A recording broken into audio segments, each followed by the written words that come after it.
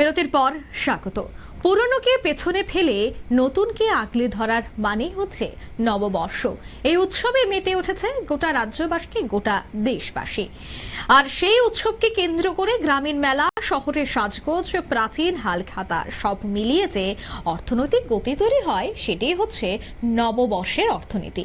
হিসেব খাতায় পুরনো দেনা পাওনা চুকিয়ে নতুন করে বছর শুরু করতেই নববর্ষে সাজে সেজেছে বিভিন্ন দোকানের মালিকগণ।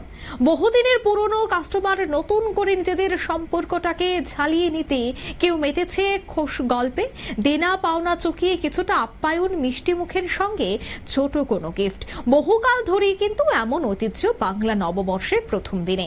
হালখাতার এই উৎসবকে কেন্দ্র করে দম ফেলার সময় নেই মিষ্টির দোকানগুলিতে। অন্যদিকে হালখাতা যাত্রার জন্য কিন্তু লক্ষ্মীনারায়ণ বাড়িতে সকাল থেকেই ব্যস্ত পুরোহিতরা, কারণ উপচে পড়া ভিড়। এই সময়টাতে অর্থাৎ এই পয়লা বৈশাখে যে যার হাল খাতা যাত্রা করে। বর্তমান প্রযুক্তির যুগে কম্পিউটারে এখন সব হিসেব নিকেশ হলেও ঐতিহ্য ধরে রেখে, নিয়ম ধরে রেখে সেই হাল খাতা লাল মল্লাটে মোড়া এখনো কিন্তু দেখা যায় পয়লা বৈশাখে যাত্রা করানোর ক্ষেত্রে। এবং আপনারা দেখতে পাচ্ছেন সেই ছবি, সকাল থেকেই প্রচুর লাইন ছিল, প্রচুর মানুষ ভিড় জমিয়েছে একদিকে পূজার্চনার জন্য, কারণ বছরের প্রথম দিনটি থেকেই যেন মঙ্গলার্থে আশীর্বাদ নিয়েই যেন বছরটি শুরু করা যায়, তার জন্য যেমন অনেকেই ঠাকুর বাড়িতে এসেছেন, ঠিক তেমনি হালখাতা যাত্রা করার জন্য কিন্তু ব্যবসায়িকদের ভিড় লক্ষ্য করা গেছে লক্ষ্মীনারায়ণ মন্দিরে।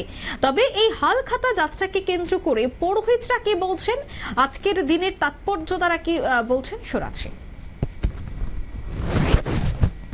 আজকে পয়লা বৈশাখ 1432 শতাব্দী, রোজ মঙ্গলবার।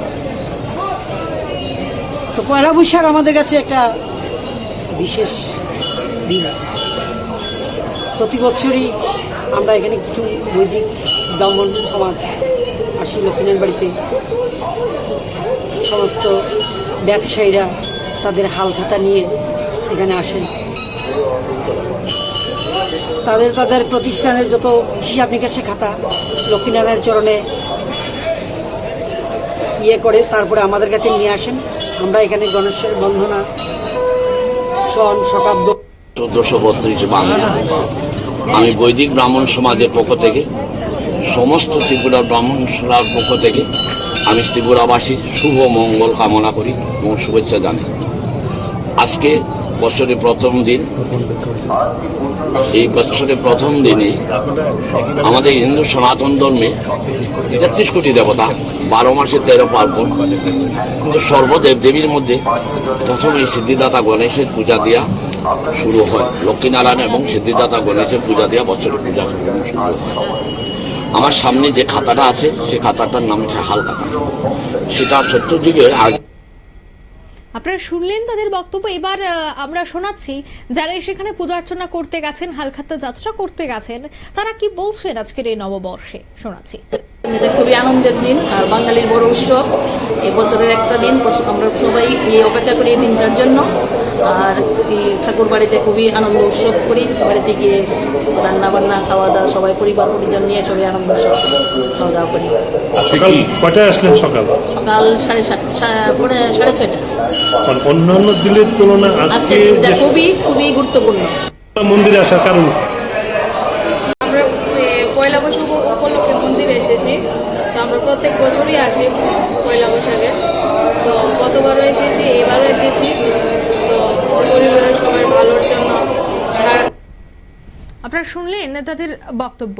নববর্ষের হালখাতা যাত্রা একটি পুরনো ঐতিহ্য, যা বাংলা নববর্ষের প্রথম দিন। আর এদিনে ব্যবসায়ীদের পুরনো হিসেব নিকেশ মিটিয়ে নতুন করে হিসেব খাতা শুরু করে। হালখাতা মানে একটি নতুন খাতা, আর এই প্রথা মূলত দোকানে দোকানে পালন করা হয়। অন্যদিকে নববর্ষের শুরুতে ভগবানের নাম স্মরণ করে এবং পূজার্চনার মধ্য দিয়ে প্রত্যেকের মঙ্গল কামনায় এই দিনটি পালন করতে আজ দেখা গেছে লক্ষ্মীনারায়ণ বাড়ি সহ অন্যান্য মন্দিরেও উপচে পড়া ভিড়। নিয়ে নিচ্ছে ছোট্ট একটি বিজ্ঞাপন বিরতি, সঙ্গে থাকুন।